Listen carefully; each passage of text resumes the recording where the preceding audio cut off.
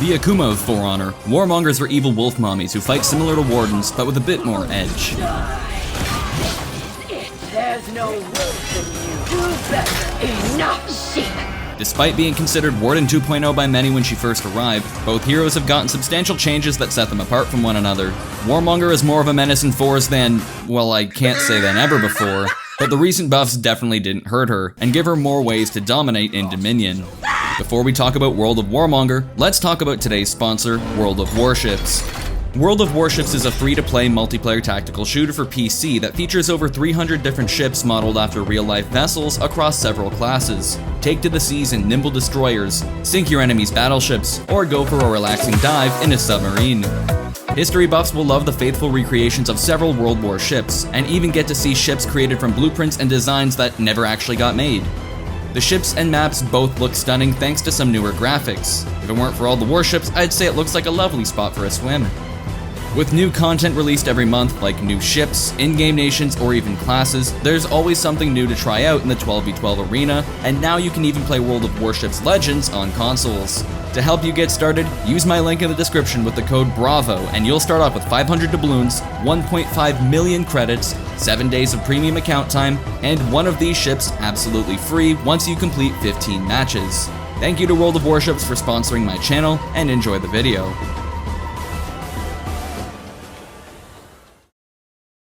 Warmonger is one of 4 heroes who have a chargeable bash mix-up, except hers is inevitable. You can get into it after a side dodge, forward dash, or after any light attack. And enhanced light attacks mean the only way to prevent her from getting her claws out is parrying her light attack. Now you might think that having the bash available only after a light attack can make Warmongers pretty predictable, and you'd be right. So throwing heavy attacks to throw off an opponent's parry timing is a good strategy. There's hyper armor on her chain heavy so she can trade as well. Her perfectly manicured nails deal 8 bleed damage so she can feed her pet shaman, or enhance Peacekeeper and Nabushi's abilities. A quick scratch guarantees a light, while a big scratch coated in hyper armor gives you a heavy. Unfortunately, opponents can always interrupt a charged bash with a light attack, so bear that in mind. While you can't go right back into another bash, you have frame advantage even on the guaranteed light, keeping your opponent on their heels while they try to predict your next move. The pressure is really on them since all of your non-orange attacks deal chip damage, meaning the bleed from the bash is more lethal than you think. Warmonger's forward dash on dodgeable heavy, side dodge on blockable heavies, zone and sprinting heavy act as heavies to start her chains. The undodgeable is a great roll catcher and good for swapping opponents in a teamfight, while the unblockable heavies are a decent way to put pressure on someone in a gank. They aren't always guaranteed when dodging some moves, so be careful. The zone and sprinting heavies had a decently wide hitbox for hitting multiple targets. Warmonger is all about mind games and conditioning. The only way to stop her are parrying her attacks or correctly dodging the bash. In 4s, her saving grace is the hyper armor on chain heavies, but what really makes her strong is her unique feats. It will never not be funny to me that Ubisoft released a hero with feats that spread a plague and encouraged social distancing in the middle of the COVID pandemic.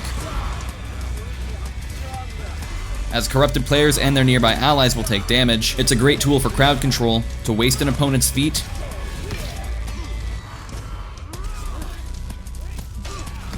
or in a 1v1 to recover health or deal more damage. Warmonger's max punishes are very straightforward. Her parry punishes are the standard light or zone on heavy parry, and top heavy on light parry. And if there's a wall, you can charge someone into it for massive damage. Or, alternatively, on guard breaks you get a side heavy, and on wall splats, a top heavy. Unbalanced parries and throws get you zone or light into top heavy. You can also hit guard break after an unbalanced parry to impale and bleed your opponent. It's quicker but deals less damage than the aforementioned punishes. Interestingly, since Warmonger's charged bash wall splats and now deals bleed damage, there's actually a maxed distance charged bash punish with a wall. Warmonger's got the knight fashion many players have been begging for since launch, and she can be either super edgy or a literal white knight. Her ornaments go on her shoulders, and she benefits from the material color changes immensely.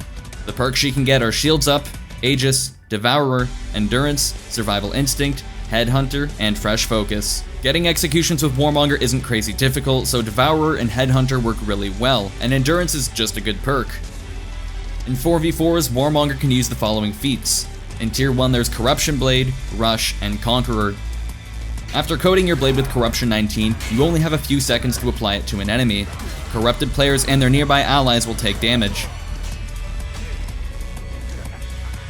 Rush lets you run faster. Conqueror lets you conquer zones faster and hold boosts for longer. In Tier 2, there's Elixir of Corruption, Arrow Strike, and Flesh Wound. Elixir of Corruption lets you leech life on someone who's down with the sickness. Arrow Strike calls down an Arrow Strike. And Flesh Wound raises your defense for a short while after taking a hit. In Tier 3, Warmonger can use Power of Corruption, Punch Through, and Tough as Nails. Power of Corruption lets you deal more damage to afflicted enemies, not only your direct attacks, but the damage of the corruption itself. Punch Through lets your blocked attacks deal more damage, and obviously Enhanced Lights will give you some good value from this feat. Tough as Nails raises your max health by 10%. Finally, in Tier 4, Warmonger can use Corruption Blast, Arrow Storm, or Auto Revive. Corruption Blast is a handheld plague nuke, affecting all nearby enemies. Arrow Storm calls down a storm of arrows, better in the minion lane than it is against other players.